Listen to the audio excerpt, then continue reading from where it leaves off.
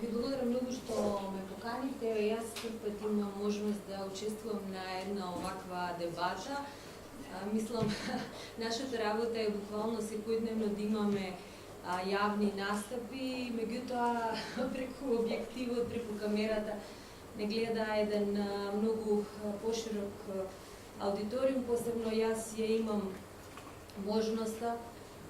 да се обраќам на регионална публика, а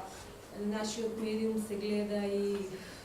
не само во регионот, туку и го гледаат луѓето од диаспората низ Европа, Австралија, Америка. Така да, пораките за тоа што се случува во Македонија и со кампањата за референдумот, за тоа знаат во овој момент и луѓето би рекла во Австралија и во Америка, секако луѓето кои ги интересира и кои го следат нашиот медиум. Како,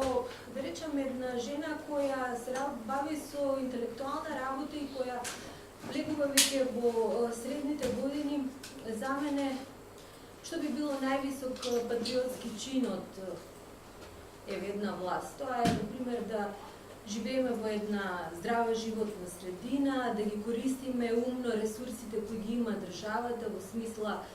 да се произведува здрава храна од ова подрачје автохтоно, затоа што мислам дека во суштина здрави граѓани тоа е базата за еден добар и просперитетен развој. Ако секој од нас се чувствува добро, се чувствува здраво, се чувствува задоволно,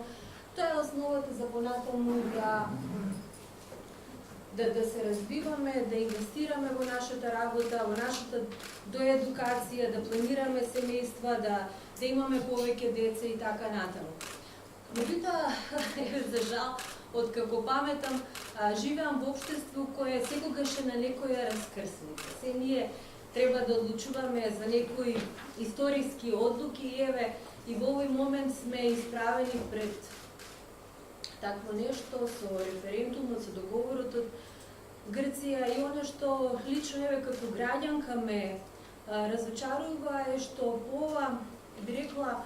најважно прашање за Македонија во низината понова историја, лидерот на најголемата опозицијска партија ВМРО-ДПМН, кој има огромна одговорност затоа што на последните избори нив подршка им дадоа 450.000 граѓани, нема став за ова прашање, што според мене е многу поразително и неодговорно. Бидејќи во него е всушност клучот за тоа дали ќе се постигне цензусот, дали референдумот ќе успее, а јасно е дека ако референдумот е успешен, тогаш таа волја на граѓаните ќе им биде многу лесно на политичарите да ја преточат и во уставни амандмани, нивно гласање и поддршка со двотретинско мнозинство во собранието, а после тоа и да кажам поддршка и од председателот на државата. Секако тоа би било еден феноменален сигнал и кон Европската унија, и кон Соединетите американски држави, кои како наши стратешки партнери всушност и помогнаа на земјата да дојде до тој договор со Грција. Затоа што е јасно е дека во овој процес Ципрас и Заев не беа сами, туку едноставно има голема поддршка од меѓународната заедница, затоа што како што многу пати повтори овие денови, сите високи представници кои дојдоа во Македонија, еве ќе цитирам германската канцеларка Меркел, која рече дека нив им е важно референдумот да успее не само заради стабилноста на Македонија, стабилноста на регионот, туку заради стабилноста на Европската унија. И сега да се навратам на првиот поента и зашто сега ова го набројав, баш од сите овие причини. Мене ми е нејасно како може Мицкоски во оваа ситуација едноставно да остане глув на сите овие пораки и да се крие позади патриотизм.